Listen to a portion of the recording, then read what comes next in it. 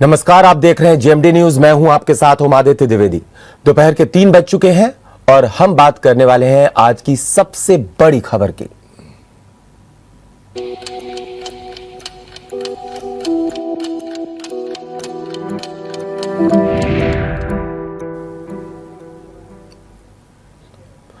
आपको बता दें कि यूक्रेन रूस में अब जंग की शुरुआत होती नजर आ रही है। जंग शुरू हो चुकी है। आज सुबह डोनेस्टिक में 5 धमाकों के बाद रूस के राष्ट्रपति व्लादिमीर पुतिन ने यूक्रेन के खिलाफ सैन्य कार्रवाई का ऐलान कर दिया है।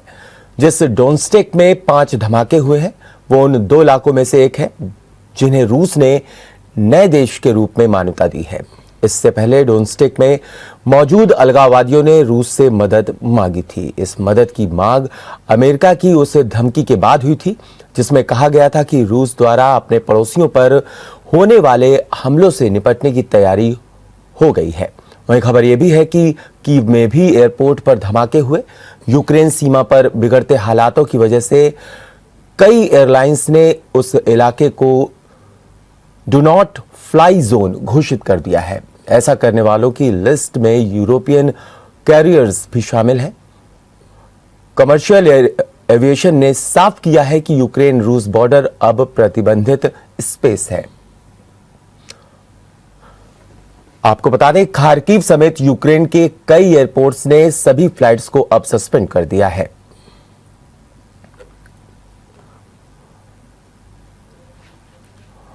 तो रूस ने जिस तरीके से हमला किया है, यूक्रेन की राजधानी पर मिसाइल से हमला हुआ है। साथ ही साथ आपको बताएं, जल, थल और वायु तीनों ही सेनाओं ने अब यूक्रेन की ओर बढ़ना शुरू कर दिया है, यूक्रेन में प्रवेश कर लिया है।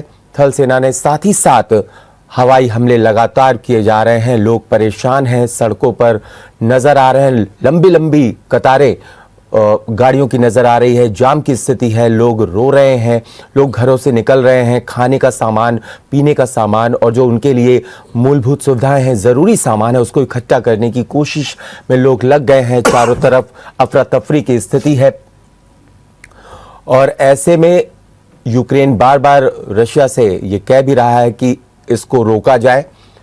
हालांकि जो पुतिन है उन्होंने साफ तौर पर सैन्य कार्रवाई के आदेश दे दिए हैं। और इसी पर बात करने के लिए हमारे साथ वरिष्ठ पत्रकार डॉक्टर रमेश वर्मा हमसे जुड़ गए हैं।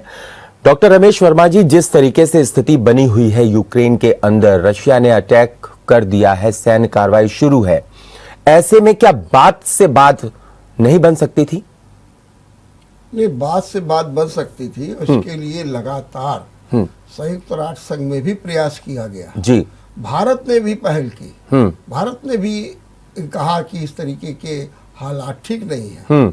लेकिन जब कोई व्यक्ति अपनी बात पे अड़ जाए और अपने ही निर्णय पर डिगा रहे, किसी की सुने नहीं, तो फिर ऐसे हालात होते ही है। ऐसा नहीं कि दुनिया ये चाहती है कि 2 देशों में युद्ध हो। दुनिया तो शांति चाहती है, दुनिया तो ये चाहती है कि अमन चैन हो, दुनिया तो ये चाहती है कि हम तेजी के साथ आगे बढ़े, विकसित हों।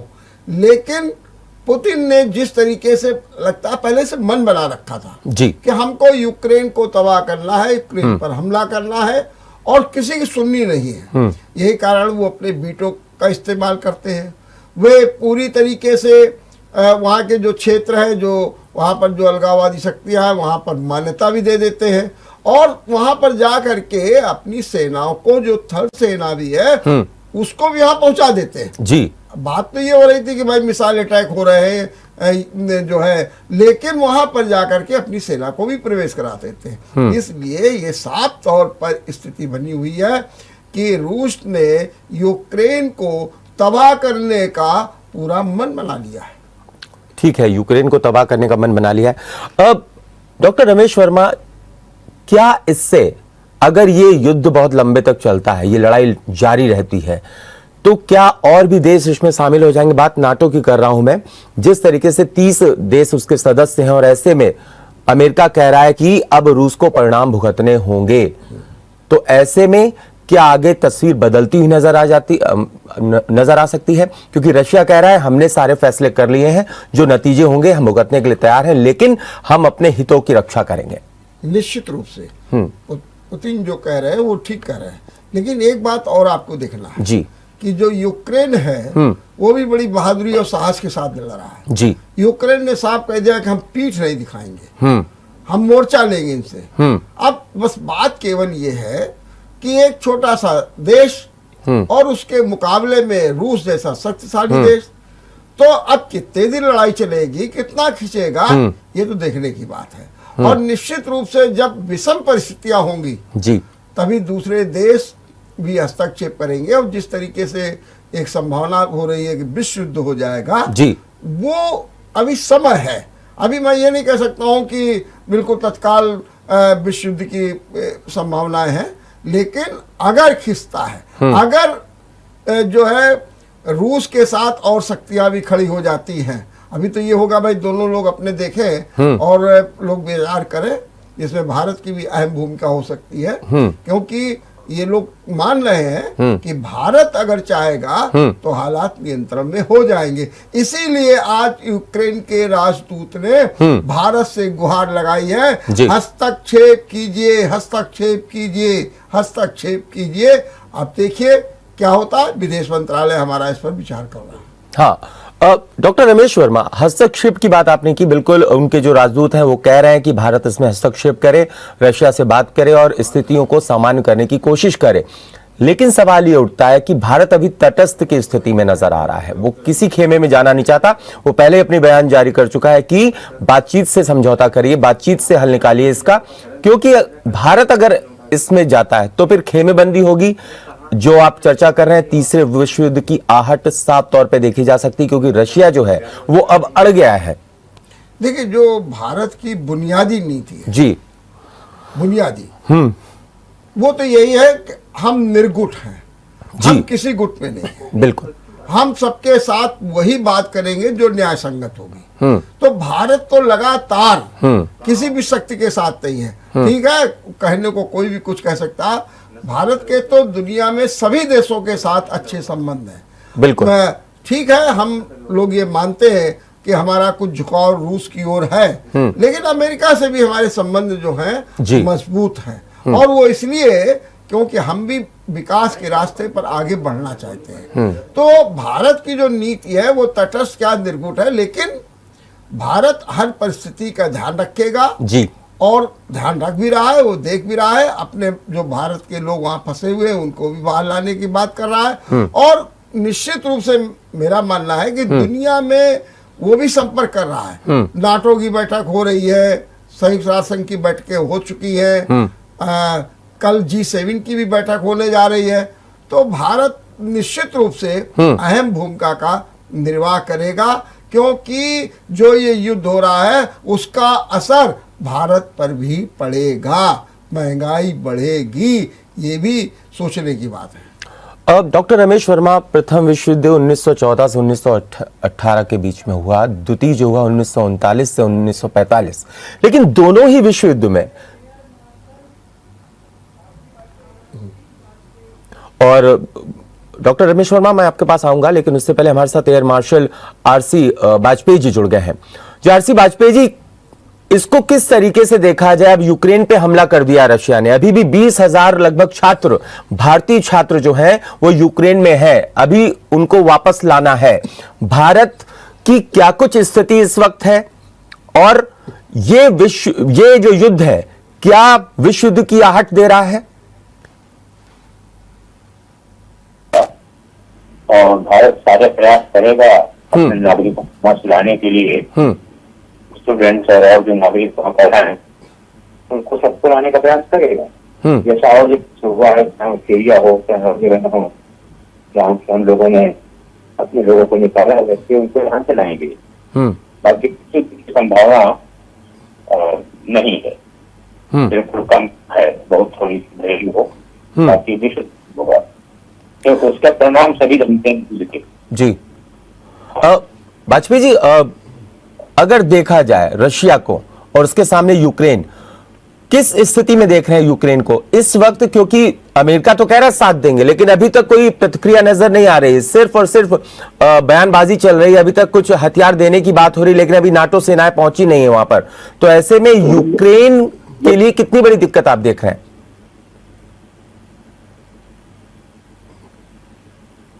साथ लड़ने के लिए संभावना नहीं है, क्योंकि फिर उसके बाद तो पूरे रूप से विकसित होने की संभावना बात बनती है।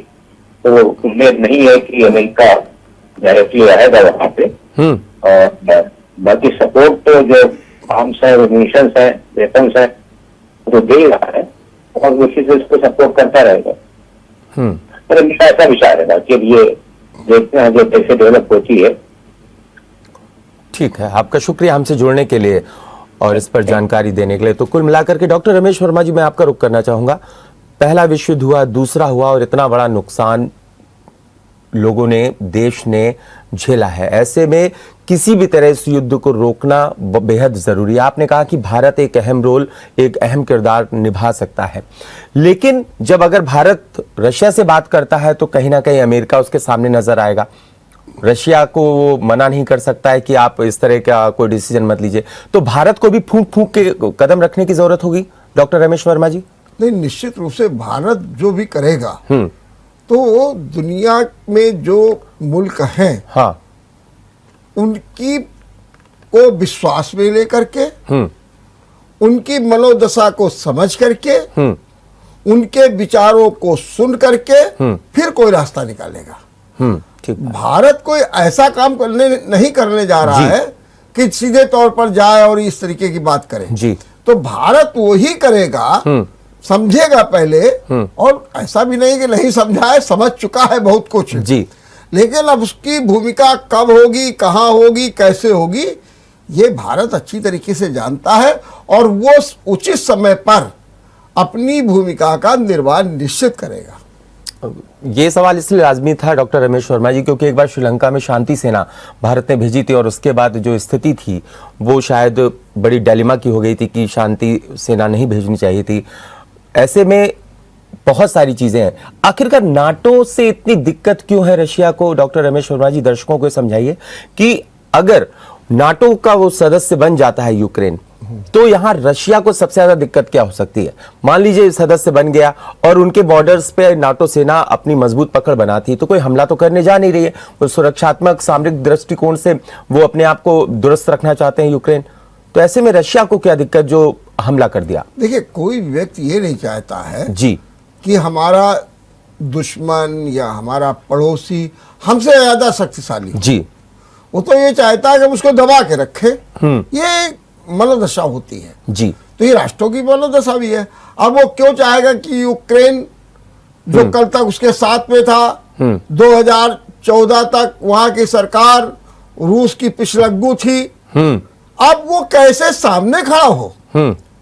और 2014 के बाद की जो स्थितियां हुई हैं उसमें यूक्रेन ने यही तो दिखाया जी। लेकिन अब वो ये नहीं देखना चाहता है कि यूक्रेन और ताकतवर हो, अब नाटो से मिल जाए। निश्चित रूप से जब एक समूह में मिल जाएगा यूक्रेन जी, तो निश्चित रूप से उसकी एक शक्ति का इजाफा होगा। और ये इजाफा रूस कैसे बर्दाश्त कर सकता? तो रूस नहीं चाहेगा कि नाटो हो या अमेरिका हो या कहीं पर भी कोई शक्तिशाली देश यूक्रेन के साथ खड़ा हो। इसलिए रूस जो है पूरी तरीके से, अच्छा, रूस ये भी देख रहा है कि यूक्रेन अपनी ताकत को बढ़ा रहा है, अपनी स्थिति को बना रहा, तो वो इसको रोकने के लिए ही उसने इस तरीके के युद्ध का फैसला लिया है।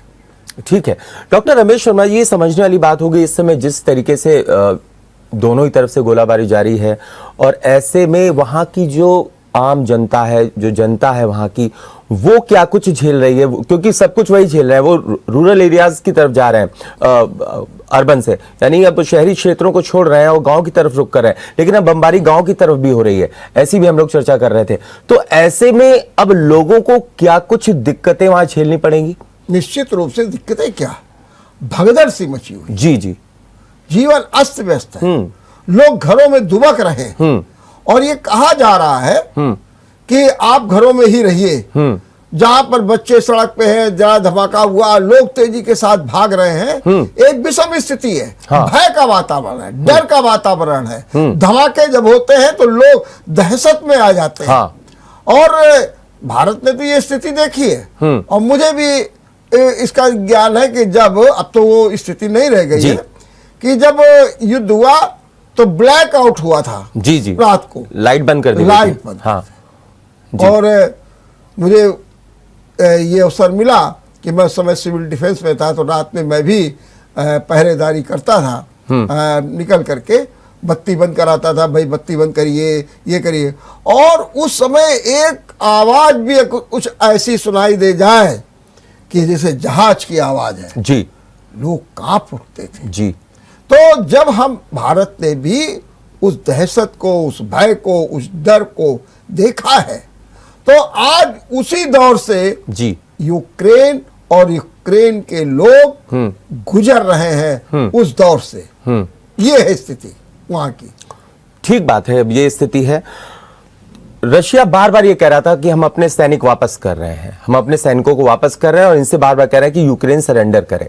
तो क्या एक भ्रम जाल फैला के रखा, धोखे में रखा, ब्लफ किया रशिया ने यूक्रेन के साथ, और सही स्थिति नहीं बताई और बाद में हमला कर दिया? देखिए, ये तो उसकी रणनीति थी। रणनीति थी जी। भाई दुनिया में लोगों ने कहा युद्ध होने जा रहा है, युद्ध होने जा रहा है। अमेरिका ने तारीख भी बता दी कि इस तारीख को युद्ध हो जाएगा। तो उसने एक पूरे विश्व समुदाय को भी ये दिखाने के लिए कि नहीं नहीं नहीं, अभी मेरा कोई ऐसा फैसला नहीं है। और अब वो कर क्या रहा, उसकी देखिए जी, रूस के पुतिन क्या कहते हैं?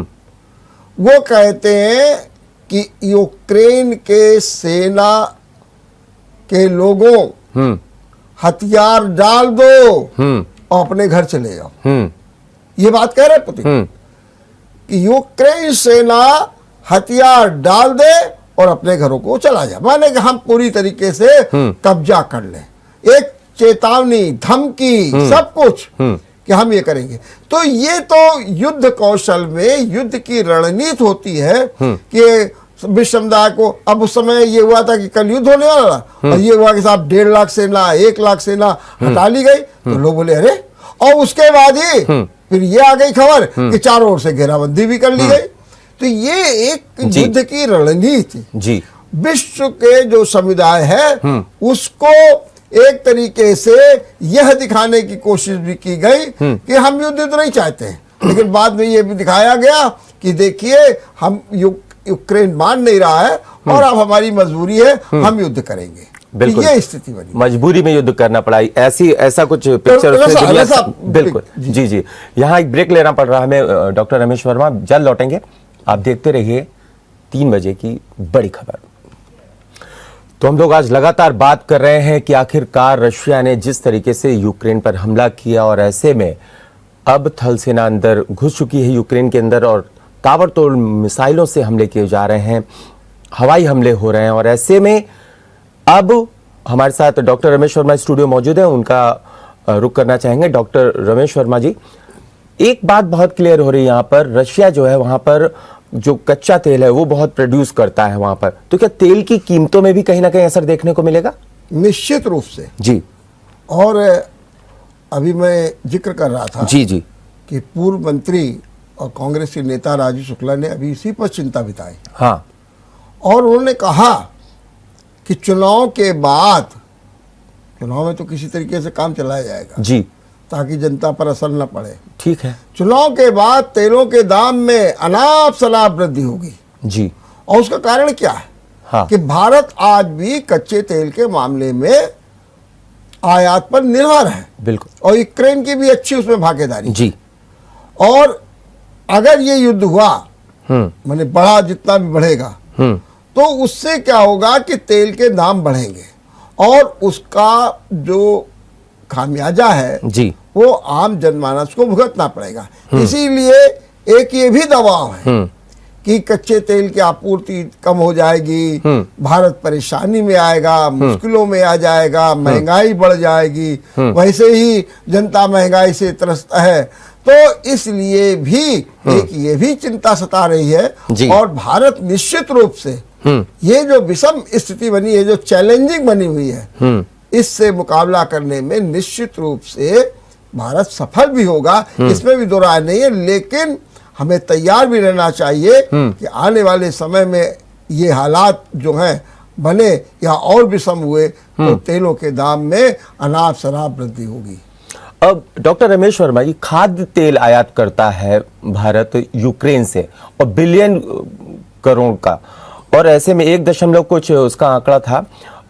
तो ऐसे में क्या कुछ असर आप देख पा रहे हैं? अब आयात किसी ना किसी तरीके से प्रभावित होगा जब ऐसी युद्ध की स्थिति है।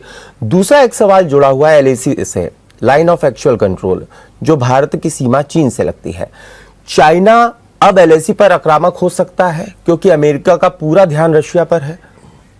नहीं, अमेरिका का ध्यान भले ही जी। रशिया पर हो, हाँ लेकिन चाइना जो है जी, वो विस्तारवादी दृष्टिकोण तो रखता है, मौके की तलाश भी करता है, लेकिन चूंकि भारत ने अभी इतने ऐसे करारे जवाब दे दिए हैं तो सहज रूप में वो हिम्मत नहीं करेगा। ये सही है जी, वो भी वाच कर रहा होगा, स्थिति को, परिस्थितियों को देख रहा होगा जी।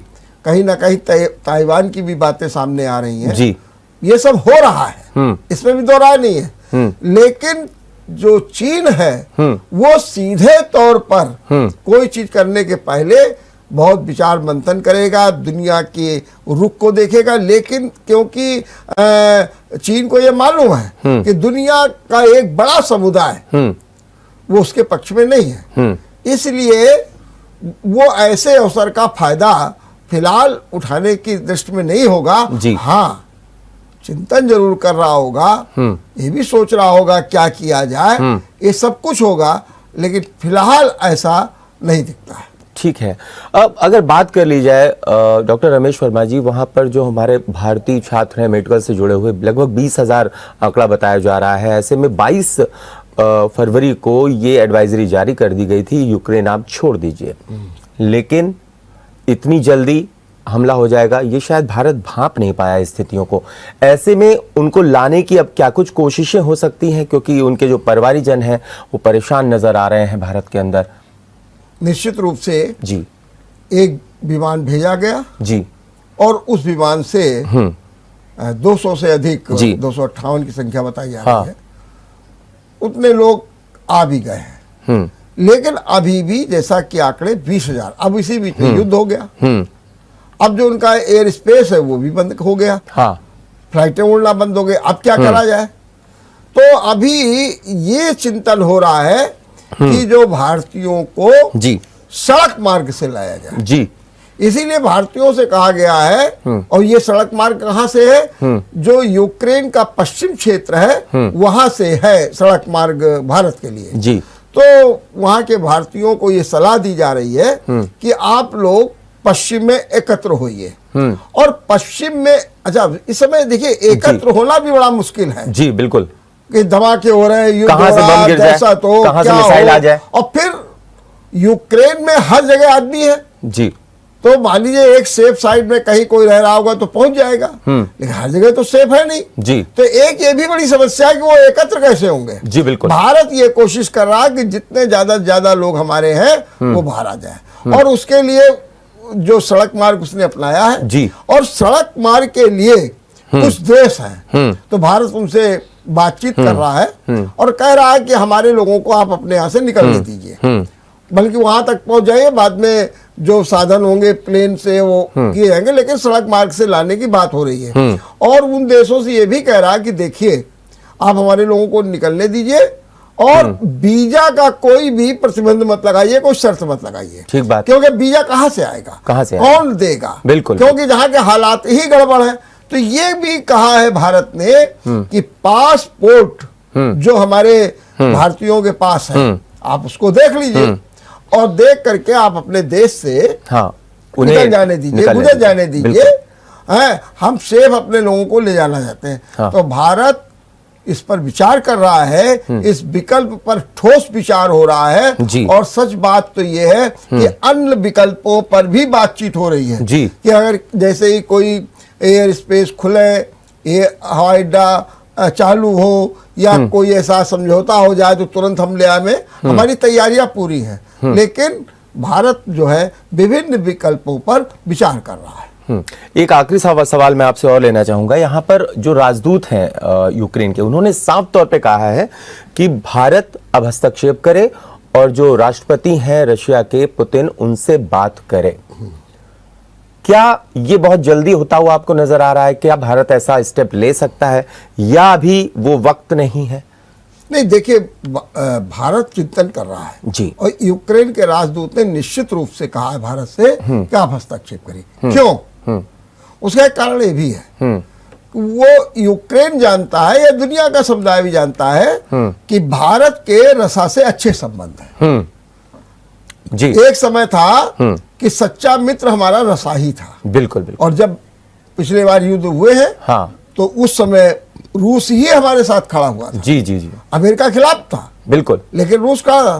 तो ये यूक्रेन जानता है जी, कि भारत के और रसा से बहुत अच्छे संबंध है, नजदीकी संबंध है, और चाहता है यूक्रेन की इसी संबंधों का फायदा उठा करके एक दबाव बना करके एक मिलनसारिता का व्यवहार, सद्भाव का व्यवहार, शांति का दूत के रूप में भारत इस दिशा में अपनी अहम भूमिका का निर्वाह करे और किसी भी तरीके से ये जो युद्ध भविष्य है उसको शांत करे। लेकिन भारत निश्चित रूप से इस पर चिंतन भी कर रहा है, मनन भी कर रहा है, और उसकी क्या भूमिका होगी ये आने वाला वक्त ही बताएगा कि भारत क्या डिसीजन लेता है, क्या रशिया से बात करता है और इसको रोकने की पहल क्या भारत ही करेगा। आपका शुक्रिया डॉक्टर रमेश वर्मा जी हमसे जुड़ने के लिए और इस पर चर्चा करने के लिए। तो अब रशिया ने जिस तरीके से यूक्रेन पर हमला कर दिया है, अब इसको कैसे रोकना है ये कहीं ना कहीं इन दोनों देश पर निर्भर करता है। लेकिन जिस तरीके से नाटो ने धमकी दी है कि रशिया को अब अंजाम भुगतने होंगे, इधर जो यूक्रेन के राजदूत हैं वो भारत से कह रहे हैं कि भारत हस्तक्षेप करे और कहीं ना कहीं पहल करे इसको रोकने के लिए। फिलहाल अभी के लिए इतना ही। आप देखते रहिए GMT न्यूज़। अगर आपको हमारा वीडियो पसंद आया हो तो हमें लाइक करें, सब्सक्राइब करें और ज्यादा से ज्यादा शेयर करें। और हाँ, बेल आइकॉन दबाना ना भूलें ताकि हर खबर का अपडेट आप तक पहुंचे तुरंत। आप हमें इंस्टा, ट्विटर और फेसबुक पर भी फॉलो कर सकते हैं। हमारी ID है @GMT News Flash।